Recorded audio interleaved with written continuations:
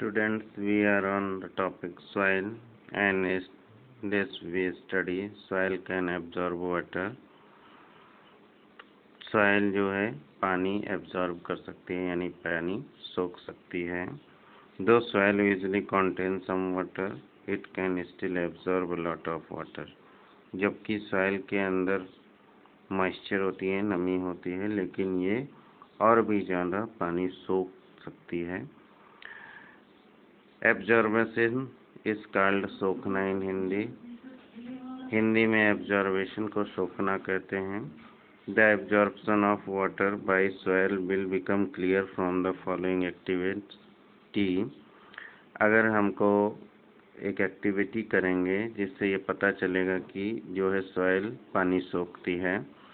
तो let us take 2 test tube, fill equal amount of water in them. हम 2 test tube लेते हैं. Test tube इस तरह की एक संरचना होती है, नली होती है. पोर वाटर, और दोनों में ही जो है बराबर मात्रा में पानी भर देते हैं.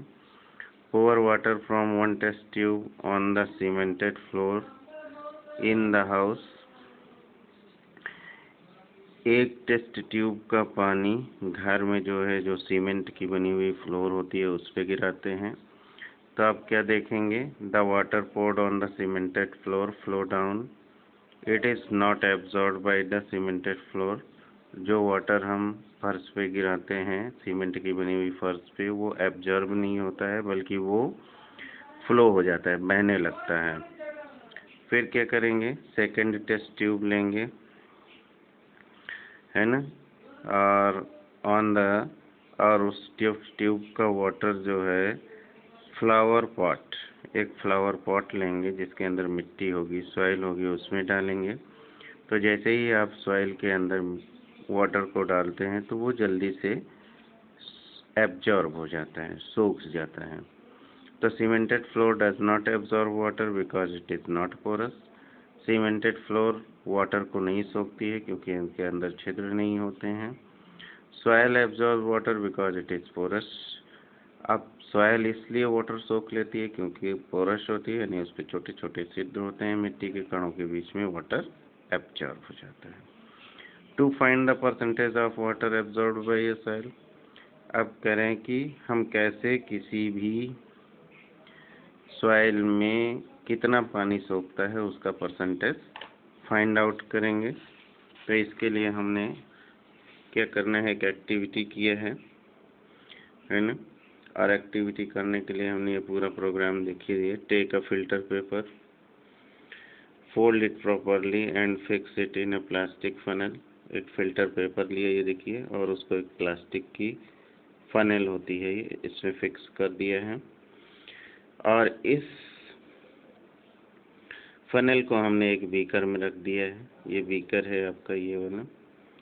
ओके. फिर इसके अंदर हमने सॉइल को डाला.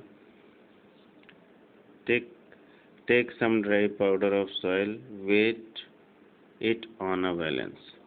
तो ये जो हमने सूखा मिट्टी लिया है उसको हम तौल लेते हैं, और तौलने के बाद इसका मास, जो भी हमने सॉइल लिया है उसको लिख लेते हैं.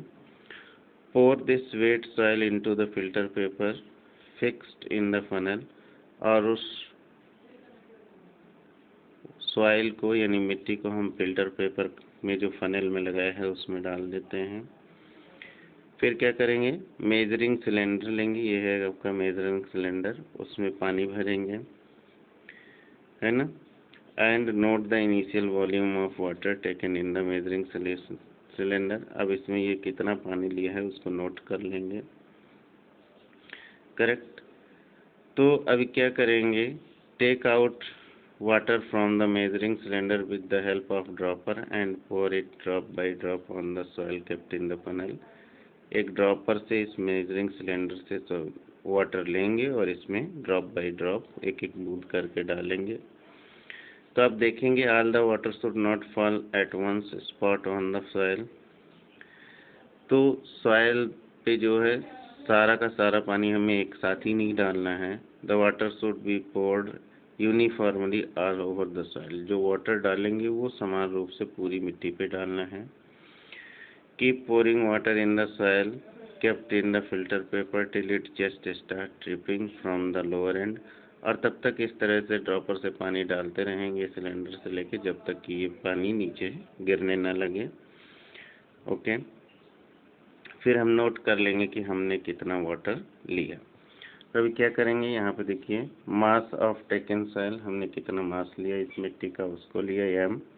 Initial volume of the water, जो वाटर लिया था V1 ml। Final volume of the water, अब जो वाटर इस मेजरिंग फ्लास्क से कम हुआ कितना रह गया उसको हमने लिख लिया V2। अब कितना वाटर एब्जॉर्ब किया उसने V1 माइनस V2 हमें मिल जाएगा। अब क्या करेंगे, now it is known that 1 ml volume of water has mass equal to 1 gram. सभी जानते हैं कि 1 ml वॉल्यूम वाटर का जो मास होता है, द्रव्यमान होता है, 1 ग्राम होता है। तो हम लोग बोल सकते हैं कि मास ऑफ वाटर एब्जॉर्ब्ड जो होगा V1 माइनस V2 ग्राम। तो परसेंटेज ऑफ वाटर एब्जॉर्ब्ड, तो मास ऑफ वाटर एब्जॉर्ब्ड, तो mass of water V1 minus V2। Mass of soil taken m gram, okay, into 100। जब हम इसको 100 से मल्टीप्लाई कर देंगे तो आपको percentage of the water absorb find out हो जाएगा। That's all.